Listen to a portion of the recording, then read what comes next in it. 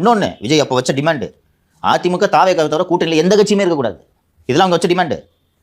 பாமக இருக்கக்கூடாது, தேமுதிக கூட இருக்கக்கூடாது. இன்னைக்கு உங்கள் ஆப்ஷன் நீங்கள் தான் குறைச்சிட்டு இருக்கீங்க. இன்னைக்கு ஆப்ஷனே இல்லை உங்களுக்கு. அவரோட ஆப்ஷன் எக்ஸைஸ் பண்ணுறாரு, நீங்கள் உங்கள் ஆப்ஷன் எக்ஸைஸ் பண்ணாததுனால உங்கள் ஆப்ஷனை லூஸ் பண்ணிட்டு நீங்கள் நிற்கிறீங்க. இன்னொன்று அவ்வளோ ஆவேசமாக விக்ரவாண்டியில் பேசிவிட அதற்கு பிறகு அரசியலே பேச முடியாமல் என்று உட்கார்ந்து கொண்டிருக்கிறாரா? அந்த பொசிஷனிங் சரி, ஆன்டி பிஜேபின்ற உங்களோட positioning it is actually good. இங்கே திராவிடத்தையும் ஏற்றுக்கிறீங்க இல்லையா? அதுக்கு எதிரி கிடையாதுன்றதை டிக்ளேர் பண்ணிட்டீங்க.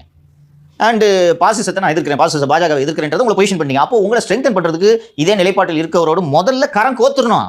அதுக்கப்புறம் தான் மற்றது திமுக எதிரி பிஜேபி எதிரி முடிவு பண்ணிட்டீங்க. அப்போ இந்த ரெண்டு கட்சி எதிர்க்கிற கட்சி யாரு? இவங்க தான் முதல்ல லபக்குன்னு போய் பிடிச்சிக்கணும். ஆக்சுவலாக பாஜக தரப்பில் வந்து விஜயோட பேச்சுவார்த்தை நடத்துனது, அதுக்கப்புறம் அதிமுக விஜய் பேச்சுவார்த்தை நடத்துனது, தொகுதி ஒன்று மட்டும் பேசிட்டு இருக்கும்போது பாஜகவுக்கு அவங்க எப்படி பார்த்தாங்கன்னா, ஒருவேளை வந்து விஜய் அதிமுக ஒன்று சேர்ந்துச்சுன்னா நம்ம வந்து கூட்டணியில் எடுத்துக்க இடம் இல்லை பாஜகவுக்கு.